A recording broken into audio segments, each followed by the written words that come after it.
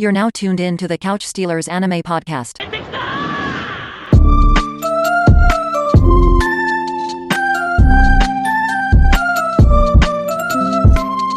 Here, what's going on, everyone? You already know it's the Couch Stealers. It's the one and only myself, Mikey J.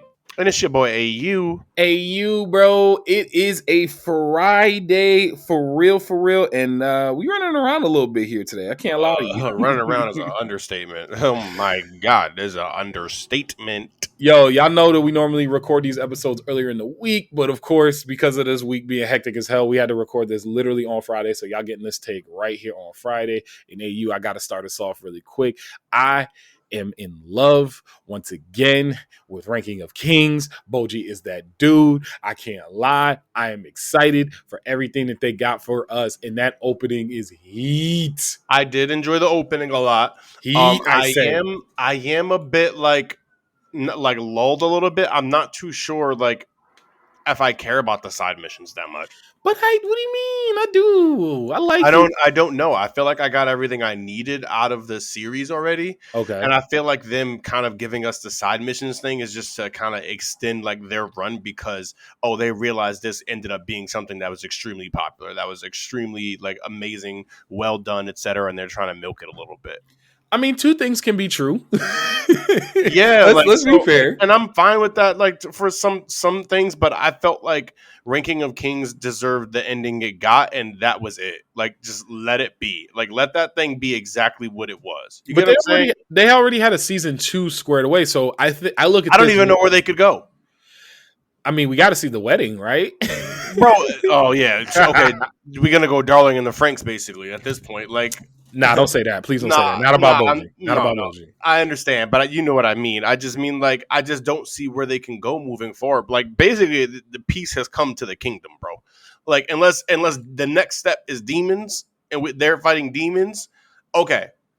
But that's the only place they can go, though. Well, here's the thing, and I disagree with you on this tip, because I think that they can flesh out so much more out of this story, because as great as season 1 was, and as much as we got out of season 1, there were absolutely still things that we don't have answers to. Like the ranking system was something mad subtle that they threw in there, but the whole thing is called Ranking of Kings. So okay. I think the ranking system is going to play a much larger role in further seasons, because the one dude from the underworld, he was really concerned about that. And now, because of the way that, Bojji's kingdom is going to be re-ranked, because now Bojji is a beast, even though he's not technically the king, even though I think he still got his princely shit back or whatever, but he's still going to be a warrior within that kingdom. So I think that gives them some form of ranking, even until eventually he does get his full kingliness back. I gotta double back on that. I do gotta check on that. I think he is the king, but he might be. I gotta remember that too. I gotta go back and check. I'm not too sure. He was supposed to be, if we're being honest with you. He was supposed to be. Yeah, 100%. But I also don't think his brother wants it. I think his brother's completely satisfied with his journey and the things he's gone through. I love my wife. I love my wife. Shout out to Chance out there calling about wilding. Yo, let Chance live. Let Chance live. Bro, Chance out here, if his wife is cool with it, okay, bet. But at the same time, I don't know. If I was a married man, that's not something I'm doing personally. Okay, I can understand dancing with another woman that you're not intimate with. If you're in a relationship or you have a wife, you know what I mean? Cool. But I feel like when you smack an ass, bare ass, and it's on you, it's a completely different circumstance subject. But anyways, back to Ranking of Kings. But he was riding sheets. I'm sorry, he was riding sheets. And being married is a big point of that. Bare ass. Being married is a big point of that. So I agree with you there. This is none of my business, but that's not something I would do. So back to Ranking of Kings. So I mean, I don't think they can even flush that out as a main part of the story, because I don't think Bojji cares. Bojji has to care to some degree for this to be a part of relevance for the continuation of the story. I feel like the continuation of the story, where we can gather conflict, also has to involve this demon aspect, which was pretty much the whole entire thing. This all started due to a demon, and then we barely saw it, and then it was out. It'd always be starting with some type of demon. Well, one thing I'll say is getting Bojji to care, I don't think is going to be as hard as you think, because if the people Bojji cares about care, then he's going to care. So like if his brother starts being like, yo, like we're so far down in the rankings because I love my wife, like I'm gonna need different things that like I need you to come help us. If his stepmom's like, yo, look, we need this. And I love his stepmom. His stepmom is dope. She was a character that we talked about. She's great. She's great. She was a character that at first be like, yo, I don't like this chick. And then actually it came around, was like, wait, no, she is down for the cause. I love her. She's down for the cause almost more than anybody else. She down for this Bojji cause. So like I think, and that's just that aspect. So we can flesh out the ranking system. The other thing that I'm really looking forward for them to see is like how in the world are they gonna, like, my man is buried under a rock right now, but he not dead. So how is he gonna, like, the warrior from the brother from the underworld? Yeah, the immortal. The immortal. Like, there's going to be something with him because he's just there and he's a problem every time he turns up. So like that's another avenue that I think they can explore. But Ranking of Kings has a lot. I wouldn't be shocked. I wouldn't like it, but I wouldn't be shocked if they even went into like that whole, like how you access the other side the way Bojji did with was it Despa he was with, or the other dude, the blonde haired dude, when they went to the other side and he saw his parents and he saw the mirror's mom and all that stuff. Like they might even touch into the fact that he got, like, he can, you know, Dutzy do and double dutch into the other side. Like, I'm not saying there isn't stuff that they can utilize and try and, like, you know, flush out and try to and create something. I just don't, like, it feels like there's so much stuff that they could do that with. It's like, where do they go to make this a complete and wholesome journey as it was in the first season? Because I mean, they got time. I'm just saying the first season felt like they could have just ended it there and I would have been perfectly satisfied with that.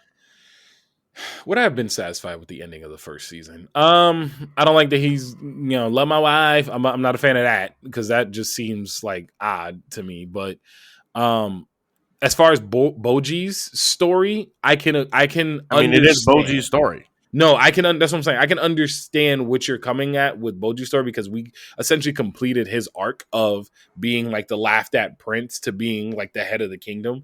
We completed that entire arc in one season.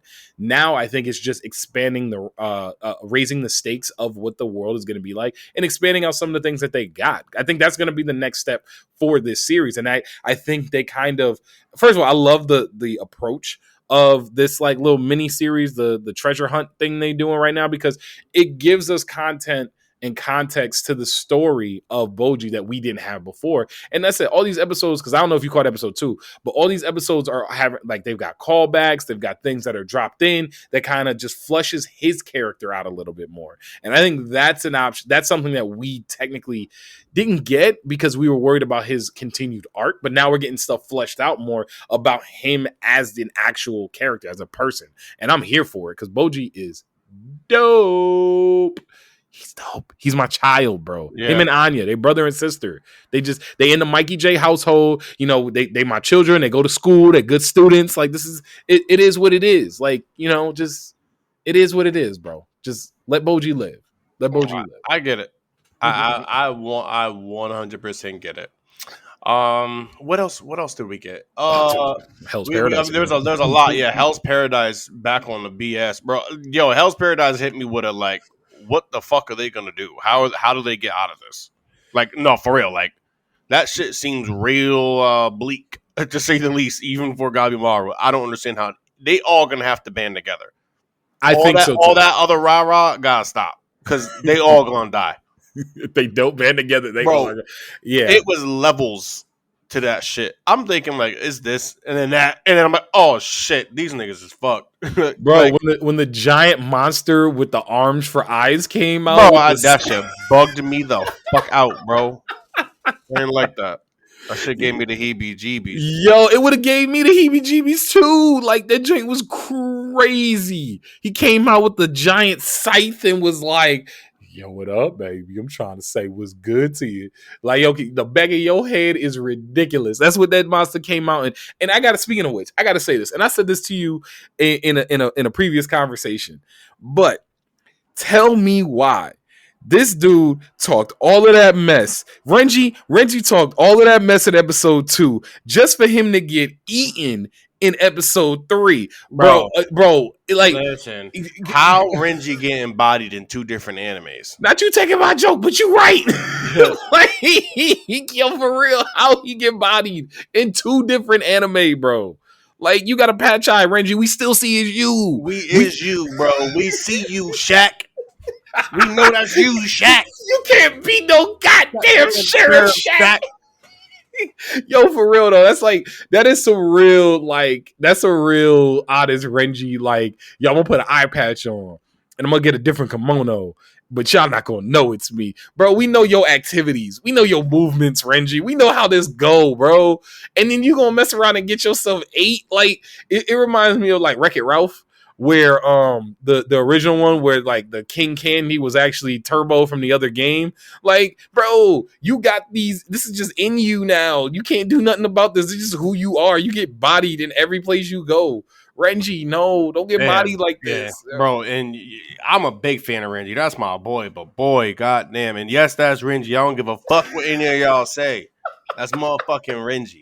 Yo, he got 8, bro. It's one thing when he lost, because he got so like, and I understand him thinking he was gonna be like elite, bro, like elite up there. You know what I mean? Like a head honcho, the way he was talking, the way he was moving. He's on some Byakuya shit. That's what I mean? Like, exactly. He was Renji with the Byakuya, like fucking like attitude and everything. And then next thing you know, he got lunched on.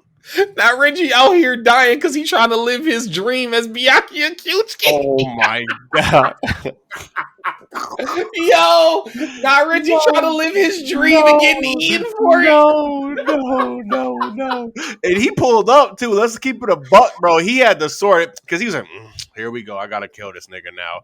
Because like low key, he was here for the smoke. Like it was on sight. He flipped that thing, and bro, but my man's sword broke on his skin. I don't know if we can really blame him too much. The fuck you do to a nigga who fucking breaks the fucking your sword with his skin? I get that, but you can't get eaten. Like, I mean, like, what else was he gonna do? His sword is his bread and butter. What the fuck else was he gonna do? I don't know. My head is like, I feel like maybe attack his nape, like attack something else, slice his arms, like do some attack on Titan. Nape. Like, yeah, bro, do some attack on Reiner. Titan. That was Reiner. Yo, Ryder got weaknesses. Levi showed that. Like, Ryder got weaknesses. We could do something here. It just, to your point, he really ate his head though. Yo, he ate him. He got 8. I feel like that's when it comes to losing a fight. I feel like that is the most disrespectful way to lose a fight. Like, he got eaten. Yeah, he got eaten. Look, you got eaten, bro. There's literally nothing left of you. We can't put no body in no casket. We can't put no ashes in nothing, bro. Like, I don't know. We might get lucky. He might get a toothpick and pluck out something that he ate from you, and that's gonna be the only remembrance we had. Bro, it's gonna be looking like that. A bone pick. Oh my god, yo, for real. When he done with his pick, yo, when he done picking his teeth with your bone. Oh my god, bro, that's all that's left of you. Come on. Yeah, like, that shit was crazy. That's nuts. Like, that shit was nutty. Back breaking. Like, goodness gracious. But to your point, bro, they're raising the stakes on Hell's Paradise, and it's crazy, but it's also interesting to see because like I'm curious to like what's gonna happen. To your point, they're gonna band together. They had to raise the stakes in a crazy way because like at that point, bro, the people that are alive right now are literal demons. So it's like they had to actually fight demons in order for this to be like a relevant type of like story at this point. Absolutely. I do want to go back and double down though. I feel like they are giving us too much. Like, you know what I mean, of Galimaro. Like, although I liked watching that struggle, him fighting, I can't remember her name, but it's fine. The other main character, yeah, the other main character looks like his co-character. I do like watching those struggles, and I like those moments. I really do, but again, I feel like we're getting too much of him, like in this struggle too fast. Like, you get what I'm saying, and not for nothing. I would have preferred he didn't try to kill her yet. And then maybe that came a little bit later and like after they developed a bit of a bond or something like that. Because at this point in time, he really is going to end up being like everything fleshed out kind of character. And that's all we get from him. And then it's going to be nothing left but like the gore and the fight and the beauty of Hell's Paradise. And there's a lot of beauty in it. There's a lot of beauty in the artwork. I love the fight scenes. I love the gore. Like, you know what I mean? But like, I don't want to watch something where it's just that either. Yeah, but I wouldn't mind watching something that's just that if I know they're going to be fleshing out the character, because that's what I was going to say. After talking with you about it, I think that is the route that they're going. I think they're going the route of let's get all this character development and stuff fleshed out early, so that way we could just focus on the fights and like we hear and all of that other stuff. So I think that's the part of it that they're really focusing on, and it is a lot. Like, I ain't gonna hold you, it is a lot right now. Like the way that they just like constantly are throwing it in our face, and like. I get it. He has never like he's trying to his line of work has him trying to be this like savage, and now because he's fallen in love for the first time, bro. She kissed him. His wife kissed him, and that was it. That was it, bro. Over for him. Over, bro. I don't know. When he killed that dude and said, "Bro, that man cursed me and all my family. I ain't living for that." Like he just killed him. Yeah. Like nah, bro. Like I think. We're going to get a lot more, at least in the early parts of his fleshed out character and how the core. And I think they're trying to their point, laying it on a little thick, but I think they're trying to show the parallels between his character development and his emotional ride and her character development and her emotional ride, because she's got to be okay with ending a life. And I think she's kind of getting there. No, she's already there. She's already there. I just felt like for whatever reason they have like their connection and she couldn't do it with him the same way, vice versa. I feel like they already showed that. And like she's already taken lives. I think she's already at that point too. Again, I feel like they're fleshing out character development far too fast.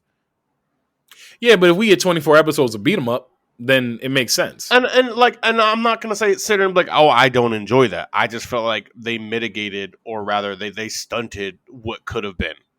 Got you. And I mean, you're not wrong. You're not wrong about that. I'm cool with the pacing that they have right now. It is a little fast, but again, Gabumaru part is the only thing that's a little fast. Everything else is like on point when it comes to pacing. And like, shout out to the Silent Swordsman cutting off his arm in that quick reflex thing. Bro, that was crazy. Yeah, he hit us with an eraser head.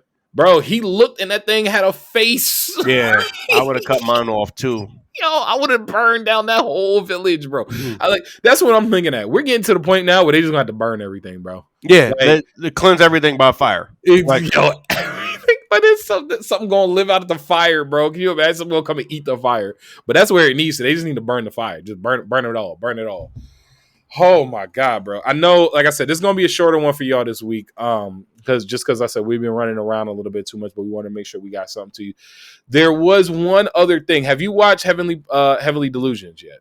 I have not. I did peep it, and I was putting it up there, but like I just the thing that you had. I'll say this: they flesh out the storyline a little bit more. So I would watch episode 3 so you could see the fleshed out storyline, and it's a little interesting. It added more mystery to it, and so like I'll tell you offline, but it flushes it out a lot more.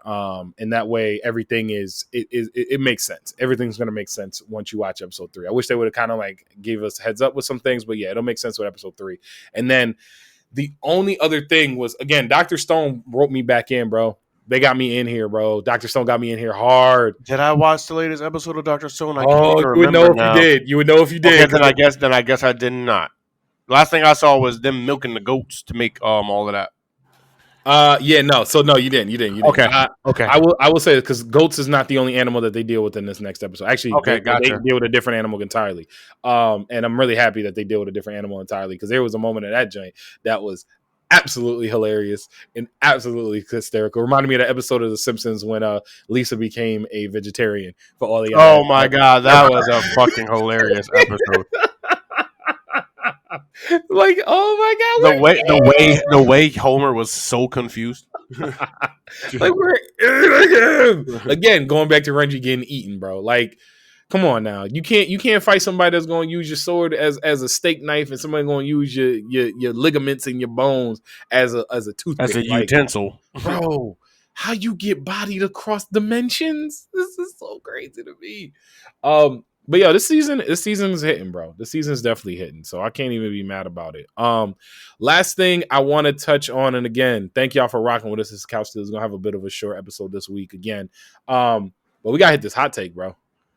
Got to hit this hot take. Now, this is a hot take that you was trying to jump the ship on a little bit last week, but it's okay. Here, it's a pirate LMAO edition of Hot Take Tuesday this week. Which pirate from One Piece, which One Piece character has the best laugh? One Piece is known far and wide for being incredibly too long, and that's debatable, but it is long. And also having some of the most unique character designs and really personalities of any anime across the board, especially any mainstream anime across the board. Now, we looked at 4 characters. We looked at first off, obviously that boy Crocodile. We looked at Caesar Clown, Jaguar D Saw, which is a character that only real true blue One Piece fans will remember, and then also Brooks. AU, who did you go ahead and vote for in this Hot Take Tuesday? Oh, I went from my boy Brooks. Like my boy literally yo ho ho's. Like, come on. Like, and he does it great. Like, it is hysterical. Every time he does it, it is absolutely hysterical. And I just feel like you can't beat a good yo ho ho. Like, it's a pirate's life for me, nigga.